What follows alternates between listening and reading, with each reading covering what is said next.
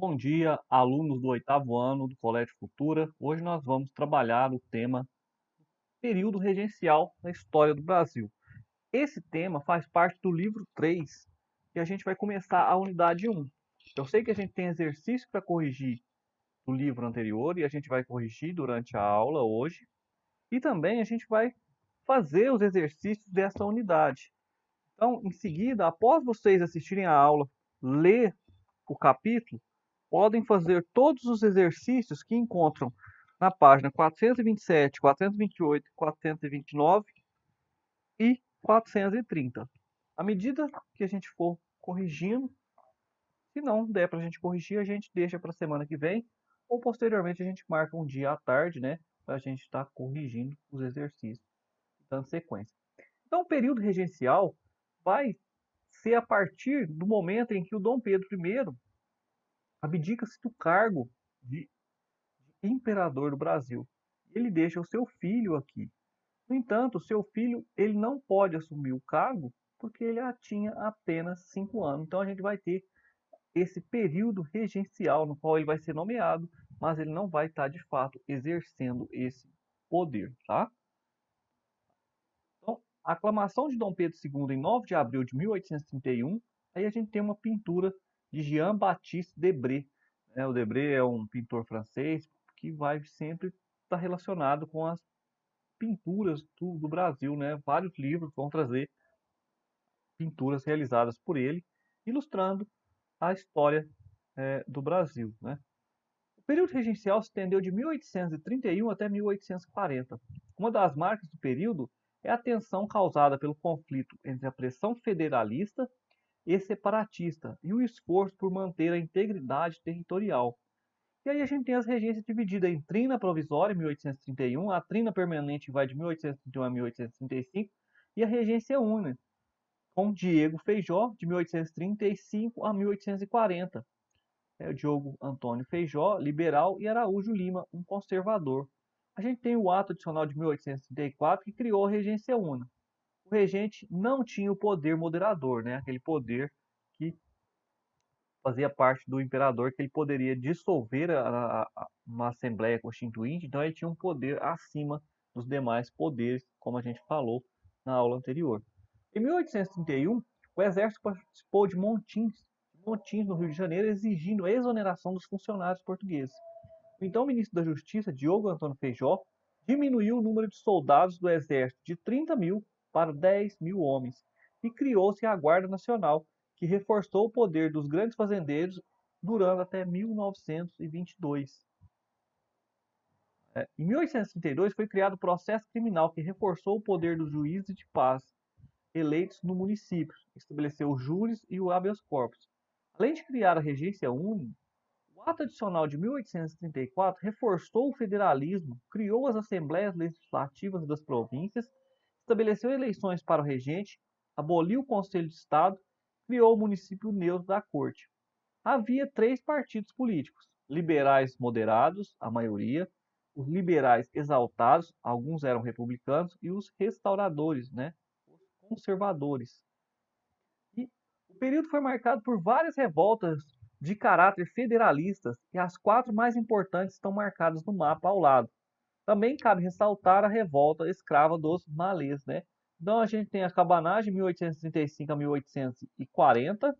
Em seguida a gente tem a balaiada 1831 a 1841, a sabinada 1837 a 1838 e a farroupilha, né? 1835 a 1845.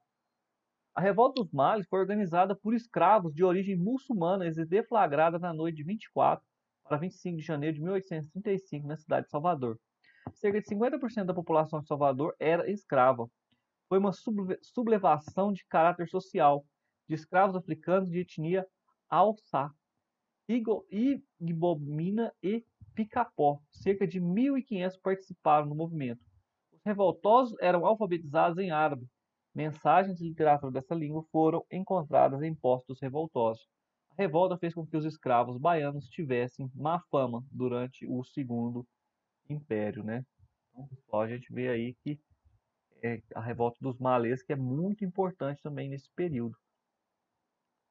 Então, a Guarda Nacional reprime escravos revoltados. A Revolta dos Males não foi a única no período, mas foi a mais organizada. O plano foi traído por uma escrava que se apiedou de seus senhores. Os malês desejavam o fim do catolicismo, religiões que lhe eram impostas, confisco dos bens de todos os brancos e mulatos, a libertação dos escravos muçulmanos e a implantação de uma monarquia islâmica, escravidão dos não muçulmanos brancos, mulatos e negros. Foram duramente reprimidos no conflito. Morreram 7 soldados e 70 revoltosos. Os senhores intercederam por seus escravos para evitar o prejuízo. 5 foram fuzilados e cerca de 150 degredados para a África. Outros escravos receberam castigos menores, né? Aí a gente tem aqui as rebeliões, pessoal, né?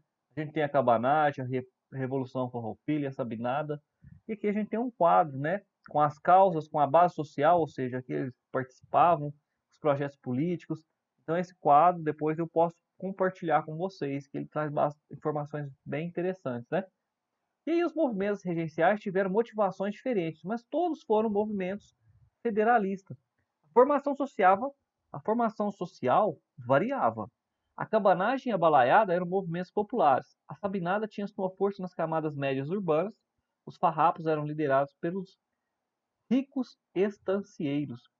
A sabinada proclamou uma república que permaneceria até a maioridade de Dom Pedro II. A rigor, eram fiéis monarquistas. A extrema pobreza moveu cabanos e balaios, tensões motivadas por impostos, racismo e faltas de meio de subsistência. A Guerra dos Farrapos teve a participação de estrangeiros, como o famoso Garibaldi, e de outras camadas da população, como os lanceiros negros. Um dos compromissos dos líderes farroupilha era a abolição da escravatura. Acreditava-se que os lanceiros negros foram massacrados em Porongos, graças a um acordo entre o general David Canabarros e o barão de Caxias. Temia-se que os negros se negassem a desarmar, já que a escravidão seria mantida. O general Neto, que prometera a abolição, foi para o exílio em protesto. Aí, pessoal, a gente tem a travessia de Lanchões, né, os monumentos, a Anita Garibaldi em Roma, na Itália. E aí a figura de destaque da Guerra dos Farrapos, a gente tem a jovem Anita Garibaldi, de várias batalhas, tornou-se companheira de Garibaldi.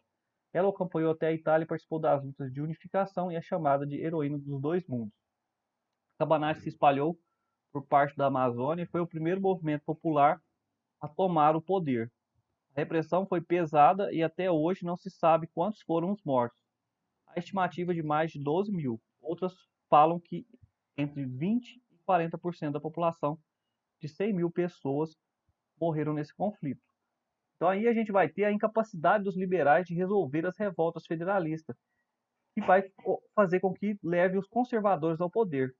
Durante essa regência de Araújo Lima, que vai durar de 1837 a 1840, a gente vai ter baixada a lei interpretativa do ato adicional, que revogava alguns dos aspectos mais federalistas do ato, como a questão administrativa e jurídica das províncias, e remodelava a Guarda Nacional, tornando-a mais submissa ao Estado. Aí também a gente vai ter o confisco de autonomia das províncias, gerando grande satisfação, e teve na base das revoltas, surgiu de 1840 a 1848, como a Revolução Liberal de 1842 e a Revolta Praieira, né?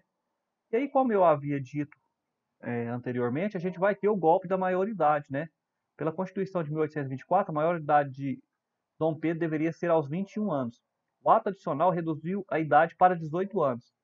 Os liberais, alijados do poder, atiçaram a opinião pública e pressionaram o Senado. Só o imperador poderia unir a nação. Não há certeza se Dom Pedro foi conivente, mas sua maioridade foi decretada aos 14 anos. E aí os conservadores perderam o poder e começou o Segundo Império, né, o Segundo Reinado.